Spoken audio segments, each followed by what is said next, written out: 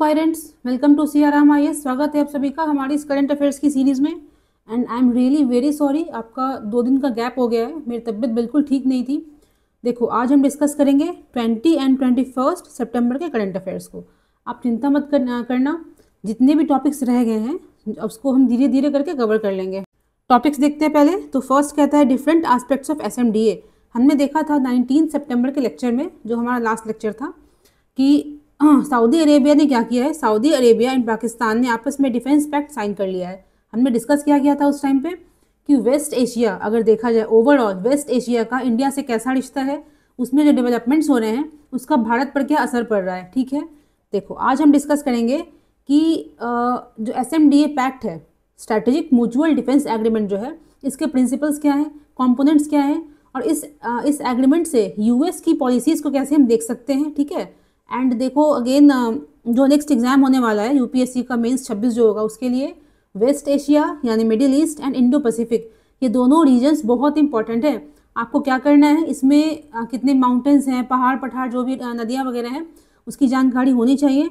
Different blocks कौन कौन से हैं आपको पता होना चाहिए। ठीक है, सेकेंड कहता है आईबी, आइसो ब्यूटानॉल ब्लेंडिंग। तो देखो हमने देखा था, हम जानते हैं इस चीज़ को कि हमने पेट्रोल में E20 ब्लेंडिंग करी है, मतलब इथेनॉल को ब्लेंड करना स्टार्ट कर दिया है। उसी प्रकार से यहाँ बात करते हैं हम आईबी की। आईबी का मतलब आइसो ब्यूटानॉल। इसमें देखेंगे हम इसको डीजल में हम ब्लेंड कर सकते हैं क्या। क्यों? क्योंकि जो इथेनॉल है उसको हमने ट्राई करा और डीजल में ब्लेंड करने का, तो वो एक्सपेरिमेंट हमारा फेल हो गया। अब हम क्या देख रहे हैं कि क्या आईबी को हम डीजल में ब्लेंड कर सकते हैं क्या। ठीक है, थर्ड कहता है ओरिजिन, किस प्रकार से ये जो फ्रेज है इंडो पैसिफिक, इसका जन्म होता है, इसका इंपॉर्टेंस हिस्टोरिकली किस तरह से आगे बढ़ा है। ठीक है, फोर्थ कहता है इंडस वाटर ट्रीटी। देखो ये तो बेसिक सी ट्रीटी हम जानते हैं, इंडिया है, पाकिस्तान है, ठीक है, लेकिन इसमें कहता है कि जो क्लाइमेट चेंजेस हो रहे हैं, डिफरेंट जो डिजास्टर्स आए हैं जम्मू कश्मीर में, हिमाचल में, बहुत जगहों पर, पाकिस्तान में भी कई जगह फ्लड्स आए हैं, उसका इस ट्रीटी से क्या संबंध है, समझेंगे इन चीज़ों को। चलो स्टार्ट करते हैं। देखिए बहुत ध्यान से इस लेक्चर को सुनिएगा आप। इसमें देखो नोट्स आपको नहीं मिलेगा। क्यों? क्योंकि पेपर में इतने अच्छे से मतलब इसको डिस्क्राइब किया गया है।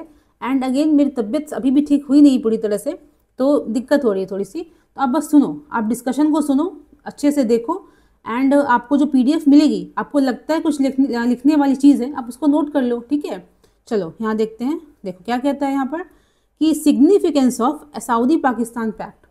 हमने क्या देखा, डिफेंस एग्रीमेंट है, ये किस प्रकार का डिफेंस एग्रीमेंट है। ठीक है, इसका सिग्निफिकेंस क्या है। देखो इस टॉपिक के रिगार्डिंग 2 आर्टिकल्स पेपर में आए थे। एक तो है सिग्निफिकेंस, यहाँ देखो नीचे देखो, यहाँ पे कहता है हाँ डॉजी इंश्योरेंस पॉलिसी। तो दोनों आर्टिकल किसके किसके संबंधित है, इसी पैक्ट के रिगार्डिंग है। स्टार्ट करते हैं, यहाँ आते हैं। देखो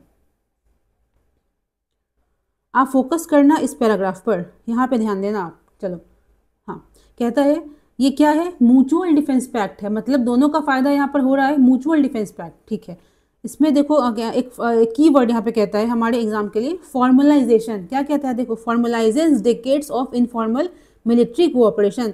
तो हमारा की वर्ड क्या है, फॉर्मलाइज कर रहा है, ये फॉर्मलाइजेशन हो रहा है। दोस्ती पहले भी थी, कोऑपरेशन पहले भी था, हमने इसको एक परमानेंट स्ट्रक्चर प्रदान करा है। ठीक है, आगे देखते हैं।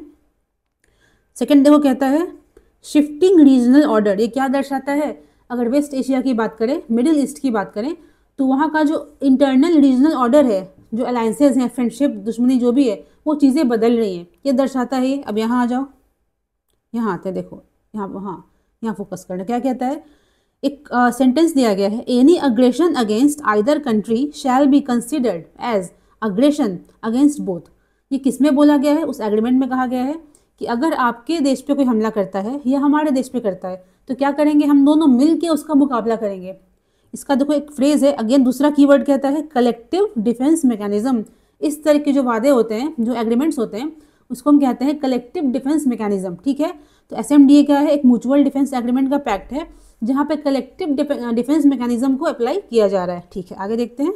देखो हमने क्या किया, मतलब उन्होंने क्या किया, एग्रीमेंट से एक परमानेंट कोऑर्डिनेशन मतलब स्ट्रक्चर को अंजाम दिया है। कैसे, तो इसमें देखेंगे हम इस पैराग्राफ में कि किसी एग्रीमेंट को फॉर्मलाइज करने का मतलब क्या होता है। देखो इसका मतलब है हम क्या कर सकते हैं, ओपनली कर सकते हैं, जॉइंट मिलिट्री कमेटी को बना सकते हैं, इंफॉर्मेशन शेयर कर सकते हैं, ट्रेनिंग प्रोग्राम्स को अरेंज कर सकते हैं। ठीक है, चलो यहाँ देखो, इसमें कहता है कि हिस्टोरिकली क्या देखा गया है कि पाकिस्तान ने हमेशा किस प्रकार से हेल्प करी सऊदी की, तो मिलिट्री डिप्लॉयमेंट के थ्रू। जब जब सऊदी में उसको ज़रूरत हुई है आर्मी की, मिलिट्री की, तो पाकिस्तान ने वहाँ भेजा है। ठीक है, सऊदी ने क्या किया है, फिनेंशियली पाकिस्तान को हेल्प करा है। स्पेशली जो पाकिस्तान का न्यूक्लियर प्रोग्राम था उसमें काफ़ी अच्छा खासा खर्चा सऊदी ने करा है। ठीक है, देखो बहुत ही इंपॉर्टेंट फैक्ट है, इसको ध्यान रखना कि सऊदी ने पाकिस्तान के न्यूक्लियर प्रोग्राम में खर्च करा है।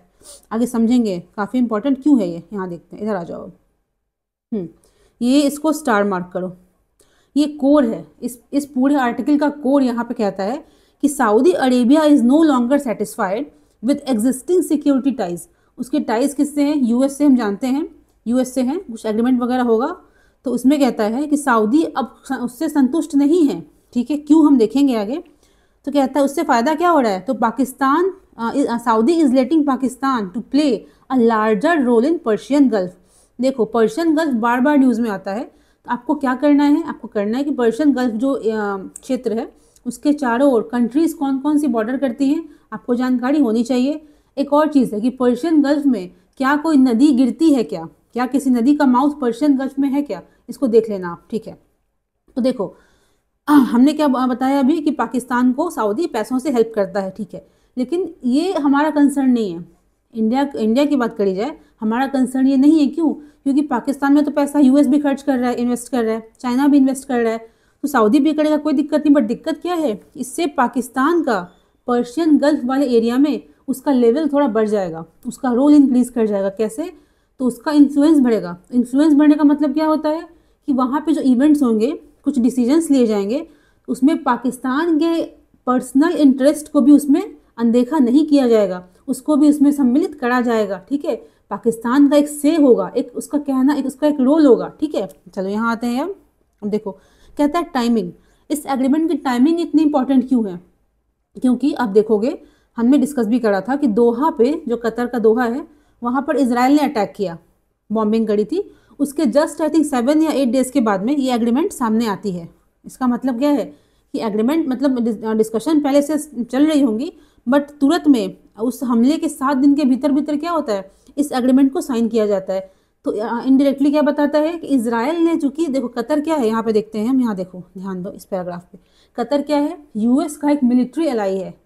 किस प्रकार से है, तो एक देखो नाम दिया गया यहाँ पर, अल यूडीड एयर बेस। क्या है, अल यूडीड एयर बेस, क्या है, मिलिट्री बेस है, किसका, यूएस का। कहाँ पर, कतर में।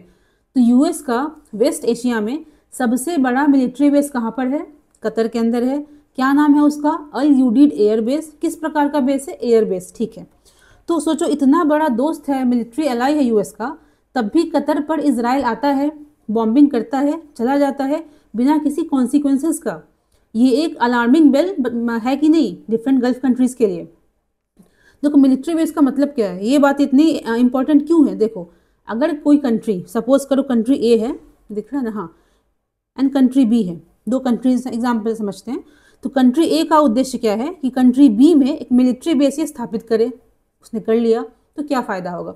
तो कंट्री ए को फ़ायदा क्या है कि वो इस एरिया में एक अपना एक इम्पोर्टेंस, एक प्रेजेंस बना रहा है, यहाँ पे वो है, या जो इसके अगल बगल के क्षेत्र हैं उसका इन्फ्लुएंस यहाँ भी पड़ रहा है ए का। सेकंड क्या होता है कि बी को वो कहता है कि तुम्हारे ऊपर कोई, स्पेशली इस एरिया के ऊपर कोई हमला करेगा तो हम तुमको सिक्योरिटी देंगे, मतलब ए क्या करेगा, बी को बचाएगा, डिफेंड करेगा। बट यूएस ने क्या किया, कतर में इतना बड़ा उसका मिलिट्री बेस, सबसे बड़ा मिलिट्री बेस वेस्ट एशिया का है, इजराइल आता है, बॉम्बिंग करता है, यूएस ने खंडन तक नहीं किया इस चीज़ का। उसने ये नहीं बोला कि गलत है, ठीक है, उसने बस इतना कहा था कि हमारा इसमें कोई हाथ नहीं है, उसने बचाया भी नहीं। चलो आगे देखते हैं। अब देखो एक सेकंड, देखिए ये सेकंड कोड है इस आर्टिकल का। पहला हमने क्या देखा था, यहाँ देखो फर्स्ट हमने बोला कोड है यहाँ पर कि पर्शियन गल्फ में पाकिस्तान की इंपॉर्टेंस इंक्रीज करेगी। ये एक फर्स्ट कोड था, फर्स्ट एक मतलब कह सकते हैं मोस्ट इंपॉर्टेंट पॉइंट था। सेकंड देखते हैं, यहाँ देखो, हाँ इस पे देखो, इसमें कहता क्या है कि जो वल्नरेबिलिटी है, एक सेंस ऑफ नेगेटिविटी है, वो अभी न्यू नहीं है। ऐसा नहीं कि इजराइल ने बॉम्बिंग करी तो कुछ हो गया, चीज़ें पहले से चलती आ रही है। मतलब देखो कहता है कि 2019 की बात करें, यहाँ कहता है 19 की बात करें तो सऊदी पे, डिफरेंट गल्फ कंट्रीज़ पे अटैक्स हो रहे हैं, मतलब इंटरनल चलता रहता है उनका, ठीक है, होते रहता है। US has always looked away. US क्या करता है, 19 के बाद से वो वहाँ पे ध्यान नहीं दे रहा है। तो कोड यहाँ पर क्या है हमारा, कोड देखो हमारा यहाँ पर ये है कि यूएस जो है उसका इंटरेस्ट अब शिफ्ट कर रहा है। ध्यान देना, देखो इस पे ध्यान दो, इस लाइन पर ध्यान दो। कहता है जो यूएस का फोकस है वो शिफ्ट कर रहा है किधर, तो वेस्ट एशिया से ईस्ट एशिया की तरफ। ईस्ट एशिया किसका पार्ट है ब्रॉडली मोटा मोटा देखा जाए तो इंडो पैसिफिक का। आप ध्यान रखो हमने क्या कहा था स्टार्टिंग में इस एग्जाम के लिए, वेस्ट एशिया इंडो पैसिफिक, इसके अलावा कुछ है ही नहीं पूरे आईआर के लिए, ठीक है। तो यूएस का इंटरेस्ट अब वेस्ट एशिया से हट करके कंप्लीटली खत्म नहीं हो गया है, बट उतना वैल्यू वो उसको नहीं दे रहा है, क्योंकि अब देखो India, China, developing other countries, Japan वगैरह सब किसके पार्ट है, इंडो पैसिफिक के पार्ट है, वहाँ पे ग्रोथ दिख रहा है उसको। तो यूएस का जो इंटरेस्ट है शिफ्ट कर रहा है West Asia to East Asia, specially Indo Pacific. चलो आगे देखते हैं।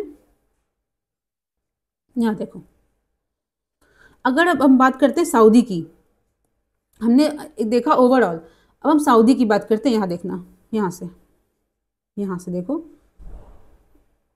कहता सऊदी का इसमें क्या कंसर्न था।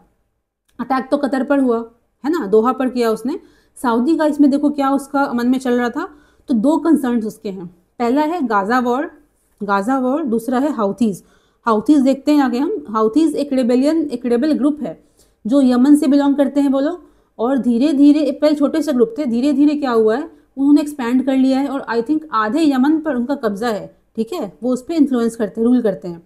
गाजा वॉर का देखो सीन क्या है, यहाँ देखो डेट दी गई है अक्टूबर 7, 2023। क्या होता है इस डेट को, हमास ने क्या किया, इसराइल पर हमला कर दिया। उसके बाद क्या हुआ, काउंटर अटैक्स, एस्केलेशन स्टार्ट हो गए, तो अभी तक चीज़ें चल रही हैं। तो इसके पहले की अगर हम बात करें, अक्टूबर 7, 2023 के पहले की बात करते हैं, तो I think if I am not wrong, Trump साहब जब फर्स्ट टाइम प्रेसिडेंट बने थे, आई थिंक 2020 की बात है, उस टाइम पे उन्होंने एक इनिशिएटिव लिया था।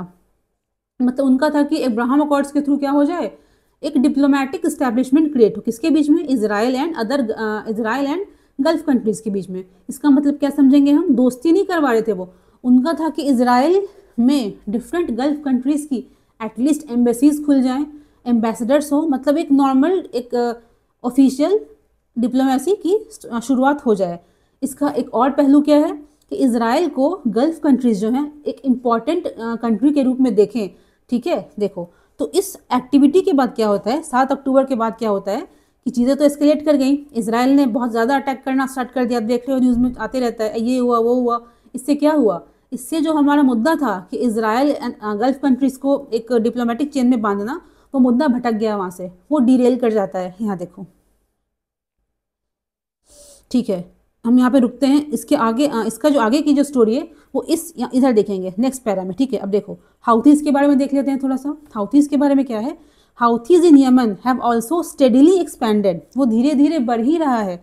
There military capabilities disrupted Saudi, देखो सऊदी के ऑयल फैसिलिटीज़ को वो हैम्पर करता है, उसके शिपिंग पोर्ट्स हैं, ऑयल पोर्ट, डिफरेंट उसके ट्रेड राउट्स हैं, उसको वो बार बार अटैक करते रहता है। आपने देखा होगा न्यूज़ में, स्पेशली जो रेड सी वाला पार्ट है वहाँ पर आई थिंक कुछ दिन पहले कुछ हमला किया था उन्होंने, जिससे कुछ ऑप्टिकल केबल्स में डिस्टर्बेंसेज आ गई थी, नेट डाउन हो गया था, ठीक है।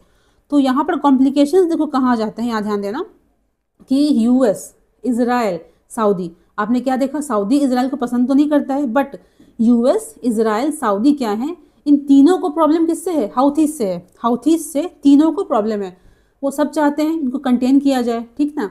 बट यूएस एंड इजराइल अगर सच में चाहते होते, मतलब सऊदी को लगता है ऐसा, अगर वो चाहते होते अभी तक हाउथीज को कंटेन कर लिया गया होता। बट दिक्कत क्या है, हाउथीज धीरे धीरे एक्सपैंड कर ही रहे हैं, सऊदी की प्रॉब्लम कम नहीं हो रही है। आप समझो इन चीज़ों को कि कतर पर अटैक तो एक वो नहीं था कि जैसे हमने पढ़ा था हमारे 1857 के रिवोल्ट में कि फैक्टर्स तो और भी थे, बट ट्रिगर पॉइंट दूसरा था।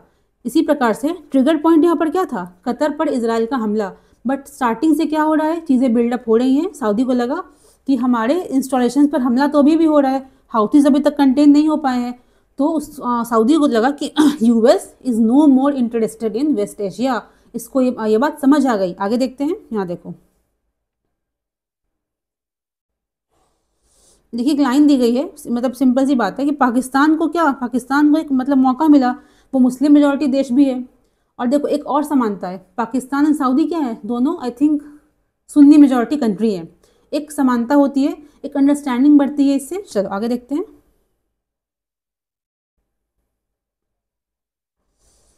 देखो अब फोकस करते हैं इस पैराग्राफ पर, यहाँ से आते हैं, दिख रहा है ना ठीक से। हाँ, कहता है what about West Asia security landscape. हमने अर्लियर क्या देखा था, पहले क्या देखा था हमने कि अक्टूबर 7 2023 से पहले क्या था, यूएस ने कोशिश करी थी अब्राहम अकॉर्ड्स के थ्रू एक डिप्लोमेटिक चेन को स्टैब्लिश करा जाए गल्फ कंट्रीज एंड इसराइल के बीच में। बट उसके बाद क्या होता है, चीज़ें डिरेल हो जाती है, मुद्दा भटक जाता है। ठीक है, यहाँ पर क्या कहता है कि इसराइल कहता है, देखो कि Israel's attack in Gaza, Syria, Lebanon, Yemen, Iran, Qatar, इतने कंट्रीज पे उसने अटैक करी, यूएस ने कुछ नहीं किया। ठीक है, हैव अलार्म्ड अरब स्टेट्स, अरब जो नेशंस हैं उनको लगा कि भाई इसराइल करे जा रहा है, हमारे पास यूएस की सिक्योरिटी गारंटीज है, बट यूएस कुछ बोल तक नहीं रहा है। ठीक है, आगे देखते हैं। अब देखो अब स्टैंड क्या है डिफरेंट अरब कंट्रीज का, इंक्लूडिंग सऊदी का भी यही कहना है। अक्टूबर 7 के बाद से क्या कहना है अरब कंट्रीज का, जब तक तुम पैलेस्टीन को स्वीकार नहीं करते हो, इवन तुम टू स्टेट थियरी जो है 1967 जो यूएन का एक आया था ऑर्डर, बॉर्डर था, मतलब किस प्रकार से बॉर्डर को तय करना है, इसके हिसाब से जब तक कि पैलेस्टीन अलग बन नहीं जाता है, दो नेशंस क्रिएट नहीं हो जाते, तब तक हम अब्राहम अकॉर्ड्स हो कुछ भी हो बात को आगे नहीं बढ़ाएंगे। ठीक है, यहाँ देखो थर्ड कोड, देखो थर्ड पॉइंट, देखो स्टार मार्क, ध्यान रखना इन चीज़ों का। क्या कहता है, अल्टीमेटली इससे हो क्या रहा है, अल्टीमेटली क्या हो रहा है, जो सऊदी अरेबिया है, जो अरब कंट्रीज़ हैं स्पेशली सऊदी क्या करता है, डाइवर्सिफाई कर रहा है अपने सिक्योरिटी अलायंसेस को। मतलब क्या है, अब जो वेस्ट एशिया का ऑर्डर है वो धीरे धीरे चेंज हो रहा है ना, पहले वाली बात नहीं रह गई कि हम इंडियंस हैं, हमको पता है कि जो वेस्ट एशियन कंट्रीज़ हैं उनका एक दोस्त है, मतलब इस तरह की एक सेम रूल लगता था सब पे, बट नहीं, डिफरेंट कंट्रीज है वेस्ट एशिया में, सबका अपना अलग किसी न किसी से अलायंस होगा, किसी का पाकिस्तान से होगा, किसी का किसी से होगा। तो हम इंडियंस हैं, हमको सोचना है कि हमारी फॉरेन पॉलिसी किस प्रकार से अब काम करे, उसको उसमें बदलाव की ज़रूरत है। ठीक है, आगे देखते हैं। यहाँ देखो यहाँ ध्यान देना, विजिबल है ना। हाँ, तो इसमें कहते हैं, लेखक कहते हैं कि एक चैलेंज कह सकते हैं इसको, या आप समझ लो कुछ भी, एक स्पिल ओवर इफेक्ट कह लो, कि पाकिस्तान न चाहते हुए एंड सऊदी न चाहते हुए, क्या इसका मतलब है कि पाकिस्तान अनइंटेंशनली क्या करेगा, वेस्ट एशिया के रीजनल कन्फ्लिक्ट्स में हो सकता है उलझ जाए, वो इन्वॉल्व हो जाए। ठीक है, सऊदी क्या हो सकता है कि जो साउथ एशिया है, इंडिया, पाकिस्तान, भूटान वगैरह है, कुछ यहाँ पे अगर होते हैं, कुछ इवेंट्स होते हैं, उसमें वो न चाहते हुए इन्वॉल्व हो सकता है। क्यों, क्योंकि पाकिस्तान सऊदी दोनों ने क्या करा है, ओपनली एग्रीमेंट को साइन कर लिया है। यहाँ देखते हैं।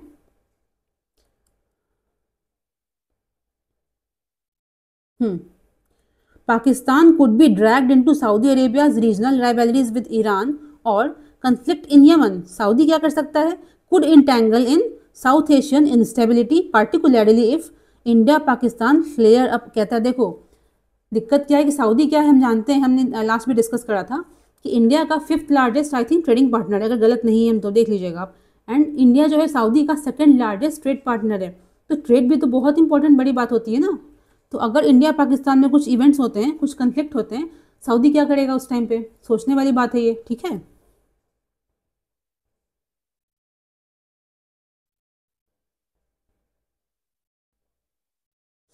देखिए एक पॉइंट कहता है यहाँ पर क्या है कि this pact does not resolve, ये कंप्लीटली सॉल्व नहीं करता है किस चीज़ को, Saudi's core vulnerabilities such as Iranian missile strikes, Houthi drones. कहता है देखो, आप देखोगे नेक्स्ट आर्टिकल में देखेंगे हम कि ईरान से पाकिस्तान के संबंध अच्छे हैं, मतलब ठीक ठाक हैं, तो वो पाकिस्तान अपने इंटरेस्ट को भी देखेगा ना, सऊदी के कहने पर डायरेक्टली ईरान से भिड़ने चला नहीं जाएगा वो। ठीक है, तो कहता क्या है यहाँ पर कि ये कोई रिजॉल्व नहीं करता है सऊदी के डर को, जो उसकी दिक्कतें हाउथीज से हैं, ईरान से है, इसराइल से नहीं।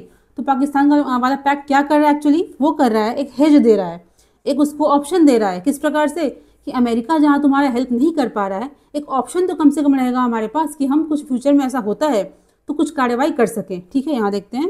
यहाँ देखिए, अब इसको हम ख़त्म ही करेंगे, कंक्लूड कर रहे हैं। How does India view the pact, India किस प्रकार से देखता है इसको, यहाँ देखो। हाँ, इंडिया किस प्रकार से देखता है। ठीक है, for India complications on multiple fronts, कहता है डिफरेंट फ्रंट्स पे कॉम्प्लिकेशंस हैं, डिस्कस करते हैं। पहला कहता है कि इंडिया ने क्या किया है, हेविली इन्वेस्ट किया है, किस प्रकार से, रिश्तों को सुधारने में सऊदी के साथ में, पैसे से हो, कल्चरल लिंकेजेस से हो। ठीक है, फिर कहता है देखो रफली कहता है 2.6 मिलियन इंडियन पीपल क्या करते हैं, काम करते हैं सऊदी में। एंड अगर आप देखोगे डेटा तो आई थिंक पूरे वेस्ट एशिया में 9 to 10 मिलियन इंडियंस वहाँ पे रहते हैं, काम करते हैं। सोचो कितनी बड़ी बात है ये, है ना। फिर देखो कहता है इंडिया का भला किस चीज़ में है, इंडिया का भला उसी चीज़ में था कि अगर अब्राहम अकॉर्ड्स आगे बढ़ते हैं, डिफरेंट गल्फ कंट्रीज हैं, इसराइल है, उसके बीच में एक समझौता, एक दोस्ती हो जाए। क्यों? यहाँ पे देखो कहता है कि Indian policy in West Asia clearly has a pro Israel tilt. क्यों? क्योंकि इंडिया, आप समझ के चलो, एक थोड़ा सा बायसनेस है किसके तरफ? इसराइल की तरफ।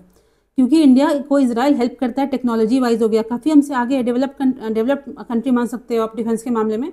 तो इंडिया क्या करता है? डिफरेंट टेक्नोलॉजी वहाँ से लेता है, हेल्प मांगता है। तो इंडिया की जो पॉलिसीज़ हैं, प्रो इसराइल कह सकते हैं उसको। देखो लेखक कहते हैं यहाँ पर कि जिस प्रकार से इंडिया सऊदी का मित्र होते हुए भी प्रो इसराइली टिल्ट रख सकता है, उसी प्रकार से सऊदी क्या कर सकता है? इंडिया का अच्छा खासा पार्टनर होते हुए भी पाकिस्तान की तरफ झुकाव रख सकता है। इसमें कोई बुरी बात नहीं है। यहाँ देखते हैं,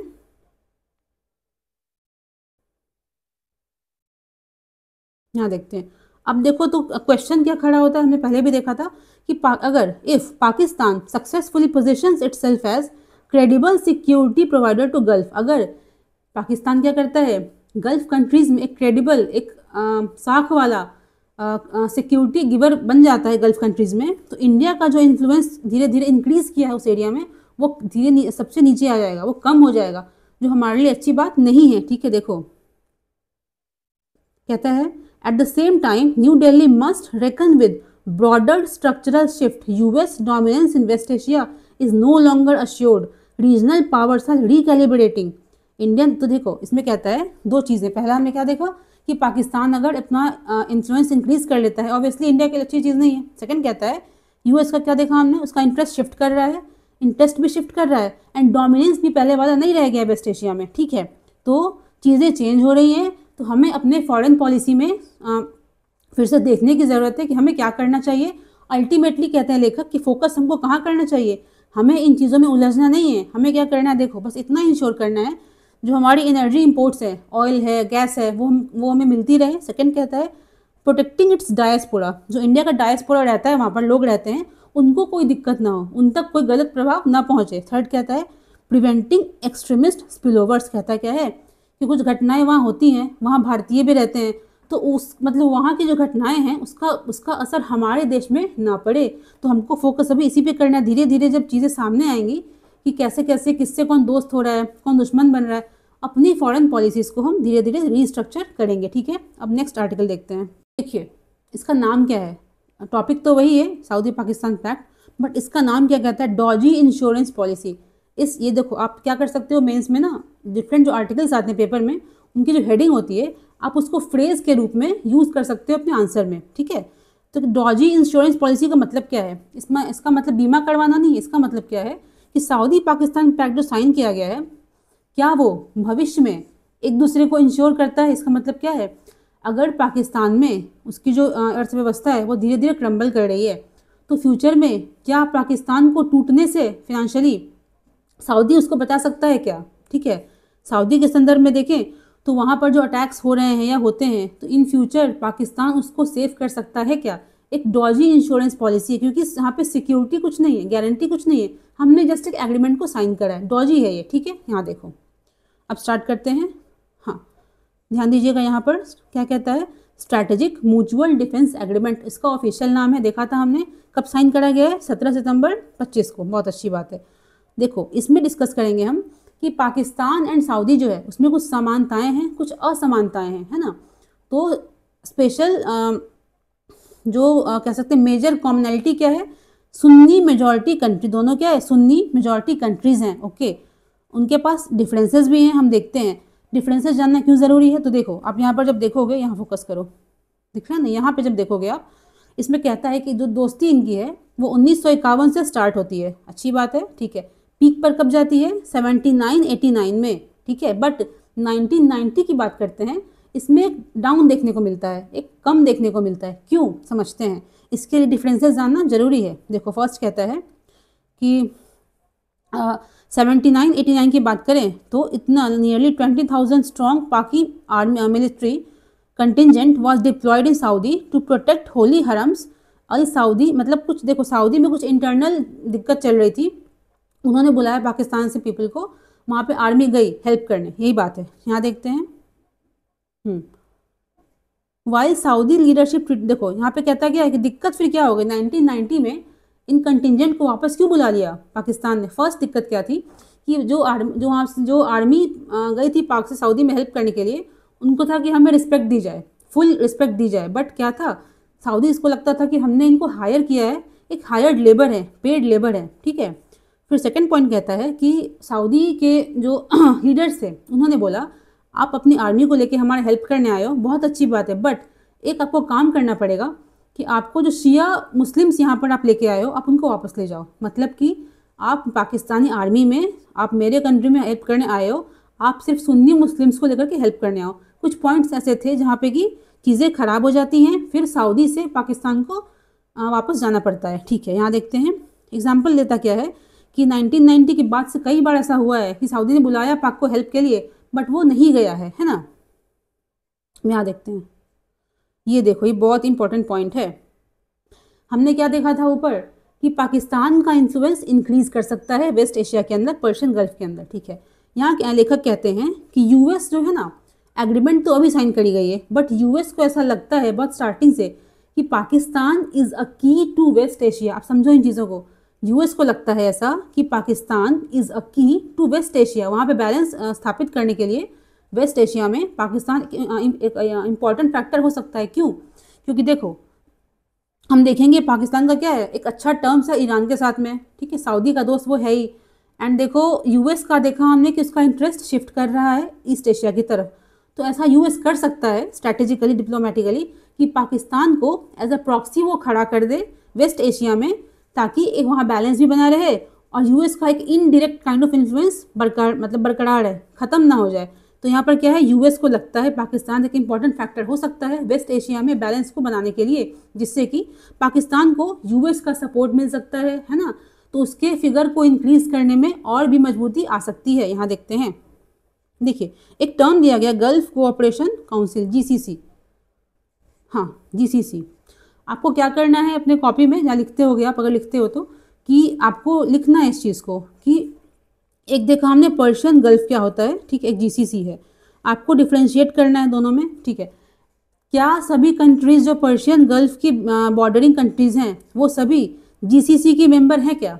पता होना चाहिए। इसका उल्टा देखो, क्या सभी जीसीसी के मेंबर्स पर्शियन गल्फ की बॉर्डरिंग कंट्रीज हैं क्या? देखो बहुत इंपॉर्टेंट पॉइंट्स हैं ये, आप इसको प्लीज़ कहीं लिख लेना क्योंकि पूछ सकते हैं प्रीलिम्स में, ओके। अब यहाँ देखते हैं, देखो इधर आ जाओ। अब देखिए एक फ्रेज दिया गया है हॉब्सन्स चॉइस। हॉब्सन्स चॉइस क्या होता है? तो जो लेखक हैं वो ये कहते हैं कि जो पैक्ट साइन किया गया है, तो इसका मतलब क्या है कि जो सऊदी है उसके लिए ये पैक्ट एक हॉब्सन्स चॉइस था। समझते हैं इस चीज़ को कि इसका मतलब जो देखिए पिंक से हमने इसको मार्क कर रखा है हॉब्सन्स चॉइस, इसका मतलब क्या होता है हॉब्सन्स चॉइस?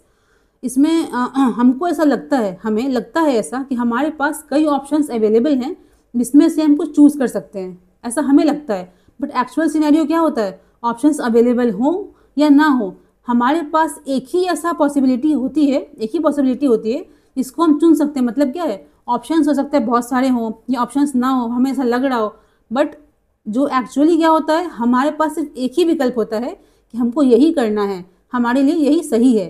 तो सऊदी की बात करें अगर, लेखक कहते हैं कि हॉब्सन्स चॉइस था ये एग्रीमेंट, मतलब उसके पास कोई और ऑप्शन नहीं था, पाकिस्तान ही एक सहारा था। समझते हैं क्यों? यहाँ देखो, इस पे ध्यान दीजिएगा। कहता है, देखो पढ़ना इसको, सऊदी कहता है यूएस को कि 3 डिमांड्स हैं मेरे। फर्स्ट देखा था हमने कि पहले तुम क्रिएट करो पैलेस्टीन को, बनाओ उसको, उसके बाद हम क्या करेंगे, आगे बढ़ेंगे बातचीत करने के लिए इजराइल से।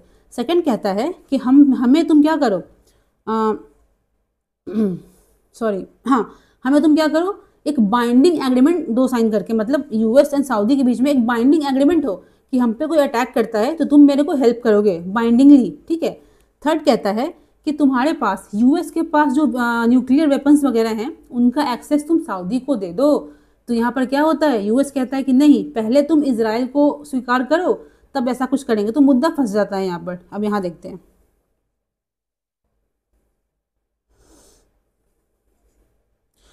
ये कुछ फैक्ट्स देख लेते हैं पहले, बीच में एक दे दिया है, लिंक नहीं तोड़ेंगे। देखिए हमने पहले भी डिस्कस करा था किस प्रकार से 7 अक्टूबर 23 के बाद से चीज़ें बदल गई। एक देखो फैक्ट कहता है कि कतर पर जो अटैक किया ना इसराइल ने, तो कतर जो है, देखो first Israeli military attack on GCC member, मतलब कतर क्या है, एक जीसीसी मेंबर है, इसराइल ने पहले भी गल्फ कंट्रीज़ के ऊपर हमला करा है, बट पहली बार किसी जीसीसी मेंबर के ऊपर अटैक करा गया है, फैक्ट था। आगे देखते हैं। देखो वही कहता है कि while Washington considered to having been pre informed by Israel, it did not defend the country as obligated. US का ऑब्लिगेशन था ये, हमने देखा था ना ऊपर कि मिलिट्री बेसेस होते हैं तो आप उसको बदले में सिक्योरिटी देते हो, तो आपने नहीं किया, आपने कुछ नहीं किया, ठीक है। यहाँ देखो, देखिए यहाँ पर कहते हैं नाम क्या है, हाँ, द कैलकुलेशंस। यहाँ पर देखो बोला एक्चुअली क्या गया ना कि देखो रियाद सऊदी की बात करते हैं, has avoided stationing any Arab military contingents on its soil to avoid political pollination on its masses. It has also chosen not to have troops from Turkey, formal colonial master. तो देखो prelims के लिए fact क्या यहाँ पर है, Saudi का formal colonial master कौन था, तुर्की, ठीक है। Deployment of non Muslim US and NATO troops in kingdom to defend. देखो मुद्दा यहाँ पर क्या है, क्या कहते हैं यहाँ पर कि सऊदी की अगर हम बात करते हैं, उसका इंटेंशन क्या रहा है कि या तो नॉन मुस्लिम्स हो, नहीं तो नॉन अरब हो, जो हमको हेल्प करने कंट्री आए हमारे पास अपनी सेना को लेकर के, वो मुस्लिम्स हो उससे मतलब नहीं है, वो या तो नॉन मुस्लिम्स हो नहीं तो अरब मुस्लिम्स ना हो, उसका ये एक इंटेंशन हमेशा से रहा है।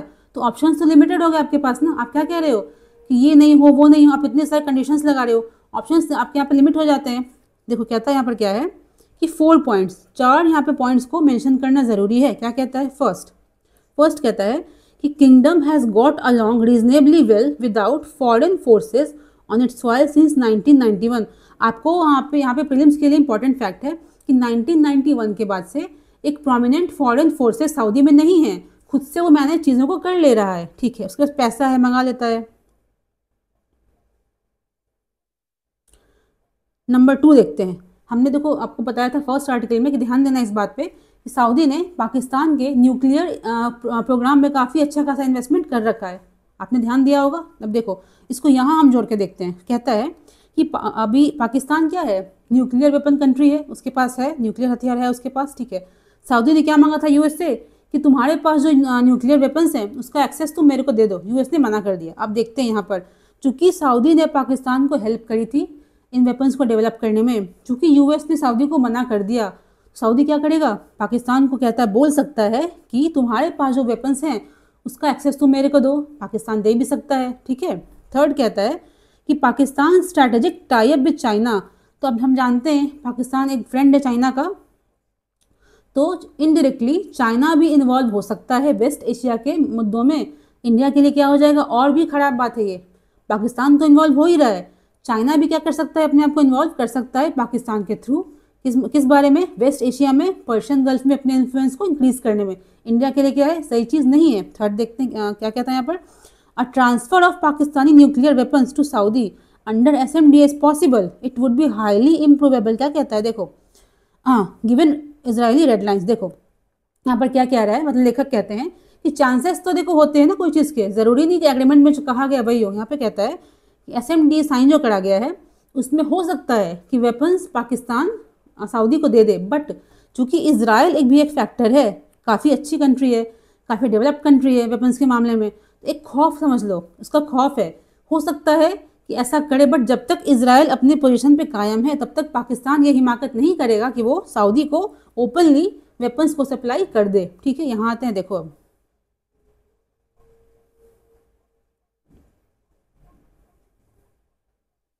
दिख रहा है, यहाँ देखिएगा, इस पर फोकस करिएगा, यहाँ से यहाँ देखते हैं। हमने ऊपर क्या देखा था कि पाकिस्तान ना चाहते हुए वेस्ट एशिया के कन्फ्लिक्ट्स में इन्वॉल्व हो सकता है, सऊदी ना चाहते हुए साउथ एशिया के मामलों में दखल दे सकता है, बट लेखक यहाँ पे कहते हैं, देखो पाकिस्तान की बात करें तो Pakistan has no intention to fight Iran, Yemen, Israel at Saudi behest any more than Saudi would take an active adversarial military role against India या अफगान। देखो यहाँ पे क्या कहता है कि इन्वॉल्व होना अलग बात है, किसी की कन्फ्लिक्ट में शामिल होना डिफरेंस। देखिए आपके मोहल्ले में झगड़ा होता है, आप देख रहे हो खड़े होकर के, वो अलग चीज़ है, बट यहाँ पे कहता है कि पाकिस्तान हो सऊदी हो, वो सेना को लेकर के चले नहीं जाएंगे लड़ने के लिए, मतलब पाकिस्तान इजराइल से, यमन से, ईरान से लड़ने नहीं चला जाएगा। उसी प्रकार से सऊदी क्या कर सकता है, सऊदी जो है वो अपनी सेना को लेकर के भारत पे हमला नहीं कर देगा, बट तो होगा क्या, तो मुद्दा यहाँ पर क्या है, देखो फोर्थ कोड क्या कहता है, यहाँ पे सिर्फ होगा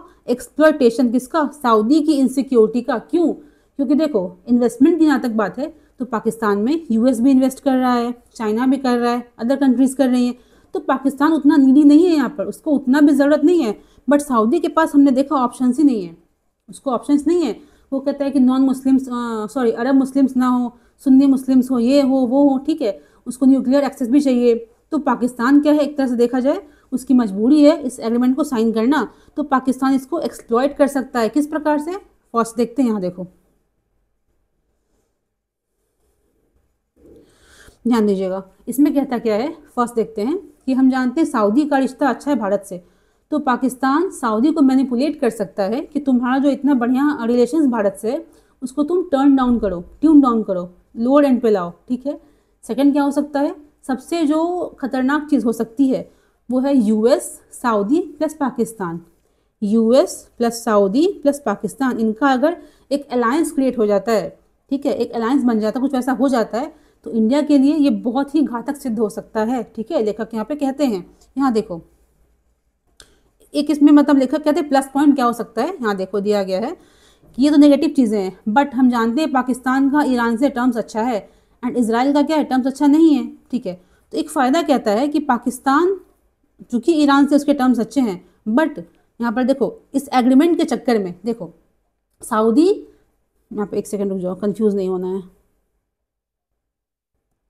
दिख रहा है ना, हाँ, सऊदी वर्सेस ईरान, समझ में आ रही बात, सऊदी किसके खिलाफ है, ईरान के अगेंस्ट, ठीक है। इजराइल वर्सेस ईरान, ठीक है, ये सेगमेंट्स हैं। तो पाकिस्तान किसका किससे एग्रीमेंट करा है, सऊदी के साथ में। तो अब देखो पाकिस्तान ने ओपनली क्या करा है, एग्रीमेंट को साइन किया सऊदी के साथ में, तो ओपनली वो ईरान के खिलाफ नहीं सॉरी ईरान को वो हेल्प नहीं कर सकता है। हमने क्या बोला था, किसी एग्रीमेंट को जो हमने फॉर्मलाइज किया है उसका असर क्या पड़ेगा, यहाँ पे बोलते हैं लेखक कि पाकिस्तान जो कि सऊदी का एक फॉर्मल मित्र बन चुका है, इसी प्रकार से इसी कारण वो ईरान को पहले की तरह खुल के हेल्प नहीं कर पाएगा। यहाँ देखते हैं इसराइल की बात अगर करें हम, आप देखोगे न्यूज़ में कि डिफरेंट जो पाकिस्तानी पॉलिटिकल पार्टीज़ हैं, डिफरेंट ग्रुप्स हैं, उन्होंने इसराइल को कहता है कि सॉर्न एनिमी, मतलब एक दुश्मन के रूप में बना रखा है, ठीक है। तो एक बैलेंस, मतलब लेखक कहते हैं कि बैलेंस क्रिएट करने में हेल्प कर सकता है, बट दिक्कत क्या है, अगर यूएस इसमें इन्वॉल्व हो जाता है तो दिक्कत हो जाएगी फिर, क्योंकि यूएस सऊदी पाकिस्तान अगर एलाई कर लेते हैं आपस में, कुछ वैसा एक बना लेते हैं ट्राई जंक्शन, तो इंडिया के लिए खतरा क्रिएट हो सकता है। यहाँ देखते हैं, देखो कुछ फैक्ट्स देखेंगे, यहाँ देखते हैं, हाँ इंडिया हैज़ फ्यू कार्ड्स, क्या क्या है, मतलब इंडिया किस प्रकार से लेवरेज कर सकता है कि सऊदी मैनिपुलेट ना हो जाए, सऊदी हमारे अगेंस्ट ना चला जाए। देखो पहला कहता है इंडिया है world's third largest oil importer, भारत क्या है, दुनिया का थर्ड लार्जेस्ट ऑयल इंपोर्टर है। सऊदी को बोलेगा वो कि देखो भाई हम तो इतना ऑयल इंपोर्ट करते हैं, तुम ही से करेंगे, मतलब समझ रहे हैं इस चीज़ को, तो तुम ऐसे मत करो। फिर कहता है एक और फैक्ट है कि India is the only large economy, India इकलौती ऐसी बड़ी अर्थव्यवस्था है जहाँ पर कि ऑयल कंजम्पशन बढ़ रहा है। तो इंडिया बोल सकता है सऊदी को, वेस्ट एशियन कंट्रीज़ को कि देखो हमको ज़रूरत है ऑयल की, तुम मेरे को दे दो, मतलब एक बैलेंस बन सकता है। बट फैक्टर यहाँ पे क्या आता है कि हमने देखा था लास्ट लेक्चर में अपने कि अर्लियर क्या था, हम नियरली 2/3 इम्पोर्ट करते थे, कहाँ से, वेस्ट एशिया से, ऑयल का, क्रूड का। अभी क्या हो चुका है, ड्यू टू रशिया फैक्टर हमारा वेस्ट एशिया से जो इम्पोर्ट है क्रूड चीज़ों का वो 50% से भी कम आ गया है। तो ये लेवरेज भी ज़्यादा काम हो सकता है ना करे, है ना, इसकी संभावना है। यहाँ देखते हैं, देखो एक और देखो पॉइंट, मतलब बहुत लेम सा पॉइंट है, बट लेखक कहते हैं कि Saudi can act as a balance, Saudi एक बैलेंस के रूप में काम कर सकता है इंडिया एंड पाक के बीच में, ताकि चीज़ें हमारे बीच में एस्केलेट ना हो, मतलब कि कोई नया बखेरा ना खड़ा हो जाए इंडिया पाक के बीच में। सऊदी एक तुला के रूप में काम कर सकता है। तो इस टॉपिक को ख़त्म करते हैं हम, बहुत बड़ा टॉपिक था, आगे बढ़ते हैं। देखिए ये टॉपिक क्या है, प्रीलिम्स के लिए इंपॉर्टेंट है, इसमें डिस्कस करने वाली कोई चीज़ नहीं है, बस जानकारी लेनी है। देखो कहता है क्या, इज इट फिजिबल, क्या संभव है to blend isobutanol and diesel. हमने क्या बताया आपको कि इथेनॉल ब्लेंडिंग हमने करी पेट्रोल के साथ में, फिर ट्राई करा गया कि इथेनॉल को हम इससे ब्लेंड कर सकते हैं क्या, बट वो चीज़ें फेल कर गई, मामला ख़त्म हो जाता है। हम क्या कर रहे हैं, बात कर रहे हैं आईबी, इसको आईबी बोलेंगे आगे से हम, आईबी को ब्लेंड करने का डीजल के साथ में। यहाँ देखते हैं, चलो स्टार्ट करते हैं। देखिए व्हाट इज आइसोब्यूटेनॉल, क्या कहता है, एक अल्कोहलिक कंपाउंड है, ध्यान रखिएगा प्रीलिम्स के लिए इंपॉर्टेंट है, जो कि ज्वलनशील होता है, इनफ्लेमेबल है, सॉल्वेंट के रूप में काम आता है एंड पेंटिंग में स्पेशली इसको हम यूज़ करते हैं। ठीक है, आगे बढ़ते हैं। कहता है यहाँ पर देखो, हम डीजल में इसको मिक्स करने का क्यों सोच रहे हैं, क्यों ऐसा हमारे मन में विचार आया। कहता क्या है, ऐसा माना जाता है, ऐसा अज्यूम करा जाता है, जो अल्कोहलिक कंपाउंड्स होते हैं वो ब्लेंड्स बेटर विद डीजल। जो अल्कोहलिक कंपाउंड्स होते हैं वो डीजल से अच्छे से मिक्स हो जाते हैं। ठीक है, हमने ऐसा क्यों सोचा। कहता है यहाँ पर क्या है, इथेनॉल के ब्लेंडिंग एक्सपेरिमेंट को जब किया हमने डीजल के साथ में, वो फेल कर गया। तो हम आगे देख रहे हैं, यहाँ देखते हैं, यहाँ आ जाइए। एक टर्म दिया गया फ्लैश पॉइंट। फ्लैश पॉइंट है, हाँ, इसका मतलब क्या होता है, तो आप समझो मोटा मोटा, साइंटिफिक ज़्यादा नहीं जाएंगे हम, कि एक lowest temperature, minimum possible temperature, जहाँ पर कि लिक्विड से देखो वेपर बनता है, वो वेपर जलने लगे, है ना, बर्न करना स्टार्ट कर देता है, तो वो मिनिमम टेम्परेचर जहाँ पर कोई वेपर जलना स्टार्ट कर जाता है, कहता है क्या है, फ्लैश पॉइंट। और the lowest temperature at which isobutanol yields vapour igniting a momentary flash is higher than ethanol. Lower flash point of ethanol was not considered ideal। देखो, अगर हम कहते हैं किसी का फ्लैश पॉइंट ज़्यादा है, किसी का कम है, तो इसका क्या मतलब है, फ्लैश पॉइंट ज़्यादा होना इज़ गुड, मतलब वो एक सर्टेन रेंज ऑफ टेम्परेचर को बर्दाश्त कर सकता है। अगर फ्लैश पॉइंट लो है तो टेम्परेचर हल्का सा इंक्रीज करेगा, वो जलना स्टार्ट हो जाएगा। ठीक ना, तो अगर आईबी की बात करें, ब्यूटेनॉल की आईबी की बात करें, उसका फ्लैश पॉइंट किससे ज़्यादा है, इथेनॉल से ज़्यादा है। ठीक है, आगे देखते हैं। यहाँ देखिएगा, कहता क्या है कि सेम रॉ मटेरियल, अगर हम बात करें इथेनॉल की या फिर आइसोब्यूटेनॉल आईबी की, दोनों को प्रोड्यूस करने में same raw material, same feed stock use करते हैं हम। तो अंतर कहाँ पर आता है, यहाँ देखते हैं क्या कहता है। देखो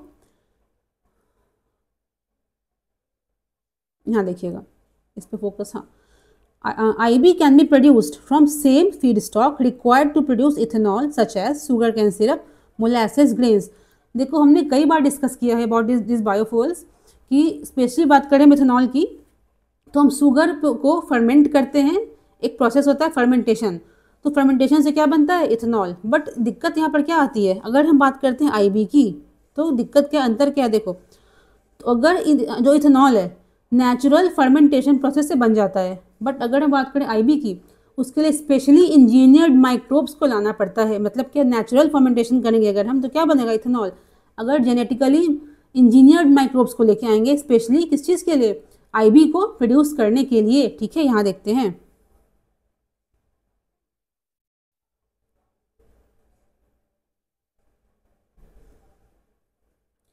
एक देखिए, हाँ, एक टर्म दिया गया सेटेन नंबर। व्हाट इज सेटेन नंबर, इसका क्या मतलब होता है, तो कितने इजीली, कितने क्विकली जो हमारा ईंधन है, फ्यूल है, किसी गाड़ी में, किसी मशीन में, वो इग्नाइट करता है और हमारी गाड़ी स्टार्ट हो जाती है, उसको सेटेन नंबर कहते हैं। यहाँ देखो, an ideal combustion translates to rapid ignition, मतलब जितने क्विकली हमने गाड़ी को स्टार्ट करा, फट से स्टार्ट हो गया, इसको आइडियल कंडीशन कहते हैं हम। तो देखो, दिक्कत क्या आता है कि लोअर सेटेन नंबर, देखो बात क्या है ना, कि अगर डीजल की बात करें, इथेनॉल की बात करें, सॉरी नॉट इथेनॉल, आईबी की बात करें, आइसोब्यूटेनॉल की, तो आईबी का सेटेन नंबर कम होता है किसके कंपैरिजन में, डीजल के कंपैरिजन में। तो अगर हम ब्लेंड करते हैं, अगर आईबी को हम ब्लेंड करते हैं डीजल से, तो क्या होगा, ओवरऑल क्या हो जाएगा, हमारा सेटेन नंबर कम हो जाएगा, जो कि अच्छी चीज़ नहीं है। मतलब एक लैग आ जाएगी गाड़ी को स्टार्ट करने में और एक्चुअल स्टार्ट होने में, एक डिफरेंस आ जाएगा, जो अच्छी चीज़ नहीं है। देखो यहाँ पे क्या कहते हैं, यहाँ पर देखो कि लोअर सेटेन नंबर से दिक्कत क्या होगी, हमने देखा लैग आएगा। सेकंड क्या कहता है, इंजन नॉक, मतलब एक ना फ्यूल को अच्छे से बर्न होने में दिक्कत होगी, फ्यूल एफिशिएंटली बर्न नहीं हो पाएगा, जिससे कि एक नॉकिंग होती है, एक खटखट खटखट ऐसे साउंड आता है, जिससे इंजन हमारा ख़राब हो सकता है। तो देखो, आपने एक और चीज़ नोटिस करी होगी, अभी जो पेट्रोल हम ब्लेंड कर रहे हैं इथेनॉल से, उससे क्या हो रहा है, हमारे इंजन पर देखो असर तो पड़ रहा है, इंजन पर हो, माइलेज पर हो, गाड़ी की परफॉर्मेंस पे हो। यहाँ पर देखो कहता क्या है, लेखक कहते हैं, इसलिए no more than 10% blending of IB should be considered else it would impact on engines. मतलब क्या है, अगर आप ब्लेंड करते हो, जैसे अभी तो कंपलसरी हो गया है E20 ब्लेंडिंग, बट अगर आप डीजल को ब्लेंड करते हो आईबी से, तो 10% से ज़्यादा प्लीज़ आप ब्लेंड ना करो, इससे क्या हो जाएगा, इंजन्स पे असर पड़ सकता है। तो सिंपल से फैक्ट्स थे, आगे देखते हैं। देखिए नेक्स्ट क्या कहता है, टॉपिक क्या दूसरा हमारा है, सुपर एम्बेसडर गौर, किसके बारे में कह रहा है ये, सर्जियो गौर के बारे में। कौन है ये, यूएस ने इसको इंडिया में एम्बेसडर अपॉइंट किया है, फर्स्ट चीज़, प्लस इनको और क्या करा गया है, कहाँ का एम्बेसडर, तो special envoy to South Asian Central Asia. यहाँ पर देखो इंडो पैसिफिक यहाँ पर टर्म क्यों दिया गया है, यहाँ तो हम बात करें भारत की, साउथ एशिया की, सेंट्रल एशिया की। तो इंडो पैसिफिक देखो जो है उसमें साउथ एशिया भी आता है, सेंट्रल एशिया भी आता है, ईस्ट एशिया भी कुछ हद तक आता है। तो देखो ये दोनों न्यूज़ में क्यों है, क्योंकि यहाँ पर गौर साहब को एक एम्बेसडर अपॉइंट करा गया है। ईस्ट एशिया न्यूज़ में क्यों है, हमने देखा था यूएस जो है उसका जो इंटरेस्ट है वो शिफ्ट कर रहा है West Asia to East Asia. Again देखो इंडो पैसिफिक काफ़ी न्यूज़ में रहता है, आपको पता होना चाहिए हर चीज़। यहाँ देखो हमें देखना क्या यहाँ पर है, कुछ फैक्ट्स देखेंगे हम, कुछ नाम देखेंगे, कुछ बुक्स के नाम देखेंगे जहाँ पर कि पहली बार इस फ्रेज़ को यूज़ किया गया। यहाँ देखते हैं, देखो दिख रहा है, यहाँ देखिएगा, इस पर फोकस करिएगा। वेटरन इंडियन डिप्लोमेट हिस्टोरियन सरदार के.एम. पन्नीकर, के.एम. पन्नीकर की बात करते हैं तो उन्होंने बताया था, पॉइंट आउट किया था in his book India and the Indian ocean. KM. Panikkar साहब जो हैं उनकी बुक का नाम क्या है, India and the Indian ocean. कब लिखा है, 45 में, ठीक है। इसमें उन्होंने बोला क्या है, एक जर्मन स्कॉलर थे Karl Haushofer, I think I am pronouncing it correctly, Karl Haushofer, उन्होंने कहता है कंसीव्ड फर्स्ट टाइम इस इंडो पैसिफिक के आइडिया को वो लेके आए थे। कौन लेके आए थे, कार्ल हॉशोफर, जर्मन स्कॉलर थे। किसने बताया है ये, तो के.एम. पन्नीकर साहब थे, भारत के स्कॉलर। उनकी किताब में India and the Indian ocean, देखो प्रीलिम्स से पूछता है, बुक्स का नाम दे देगा, लिखा किसने है, ठीक है। यहाँ देखते हैं अब, देखिए again fact for the prelims, क्या कहता है कि उस किताब में पन्नीकर साहब लिखते हैं कि till the middle of 13th century, 13th century की मिड की बात करी जाए, वहाँ तक क्या था, कंट्रोल ऑफ इंडियन वाटर्स किसके हाथ में था, इंडियंस के हैंड में था। कहते हैं till the middle of 13th century control of Indian waters किसके पास था, इंडियंस के पास था, कहीं और नहीं था। Even the Arabs who succeeded the supremacy of sea after break down of Chola, देखिए ध्यान दीजिएगा, ये इंपॉर्टेंट है प्रीलिम्स के लिए।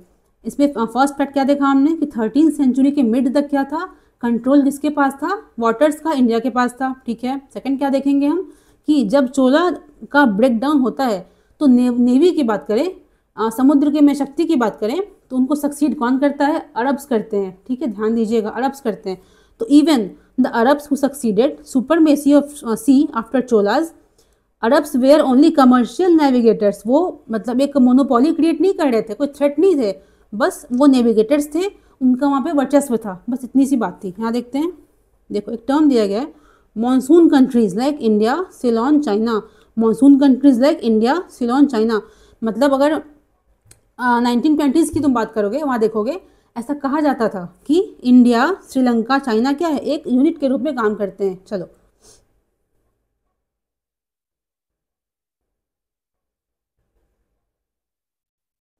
दिख रहा है, हाँ यहाँ आते हैं, यहाँ पे इस पे ध्यान दीजिएगा। यहाँ पर कहता क्या है कि ट्रंप जब फर्स्ट टाइम आए थे प्रेसिडेंट बन करके, ट्रंप 1.0 है ना, उसमें क्या था, उनकी स्ट्रैटेजी क्या थी, कलेक्टिव सिक्योरिटी, ठीक है, through network of regional allies, partnership like quad वगैरह वगैरह।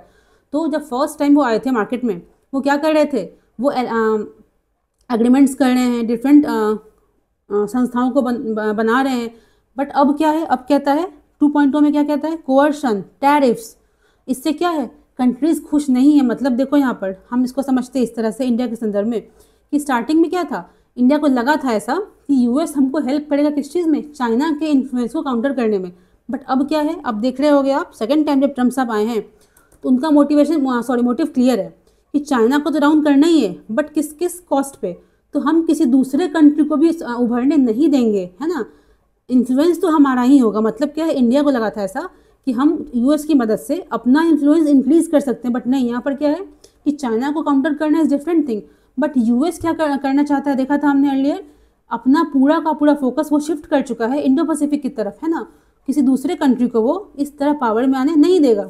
तो स्टार्टिंग में क्या था, वो अलायंसेस कर रहे हैं, पैक्ट्स बना रहे हैं, अब क्या है, कोअर्शन, ज़बरदस्ती कर रहे हैं, टैरिफ्स लगा रहे हैं।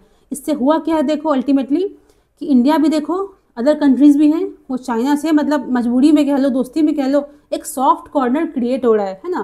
पहले की तरह हम पीछे नहीं पड़े हैं, हमको डाउन करना नहीं। अब क्या है, हम सोचने पे देखो विवश हो चुके हैं कि हम क्या करें, है ना।